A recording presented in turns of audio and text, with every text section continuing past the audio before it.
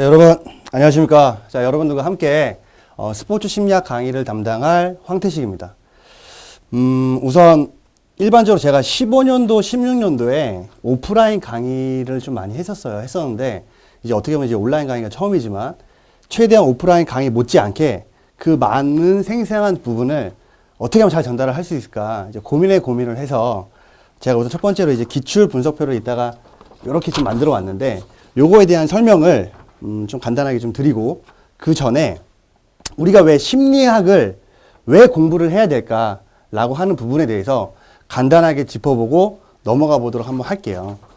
우리가 일반적으로 우리가 그 건강운동관리사 같은 경우는 8과목을 시험을 보잖아요. 8과목을. 자, 8과목을 시험을 보는데 이 중에서 사람들이 제일 많이 어려워하는 과목이 뭐 병태생리학이나 뭐 운동상해나 뭐 장호선 선생님이 지도를 하시는 거죠.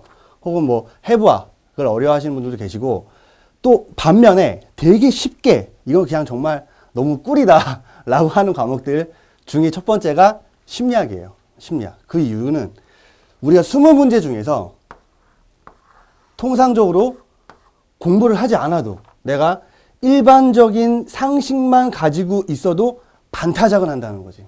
즉 10문제는 맞춰요.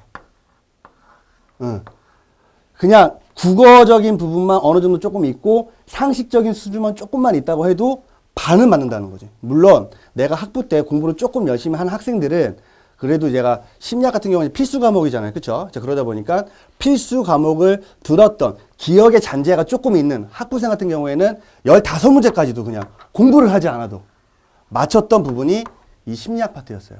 그러다 보니 공부를 준비하시는 수험생분들은 거의다가 심리학은 배제를 하게 되고 공부를 많이 안 하게 된다는 거죠. 해서 근데 과연 이 심리학이 필수 과목으로 지정이 됐음에도 불구하고 왜 이렇게 약간 조금 수험생들 분들한테 등한시 되는가 봤더니 기출문제표를 제가 그래서 분석을 한번 해본 거예요. 분석을 한번 해보니까 15년도, 16년도 문제들이 그렇게 난이도가 높지 않았어요. 그 대신 이 기출 분석표를 설명드리기 전에 심리학은 정말 합격의 필수 과목인가? 라고 하는 부분에 대해서도 한번 짚고 넘어가 보고 싶은 거죠. 그 이유는 통상적으로 우리가 합격은 8과목 중에서 평균이 60점이 넘어야 되고 꽈락에 대한 기준은 40%, 즉 8문제라는 거예요. 8문제. 그렇죠?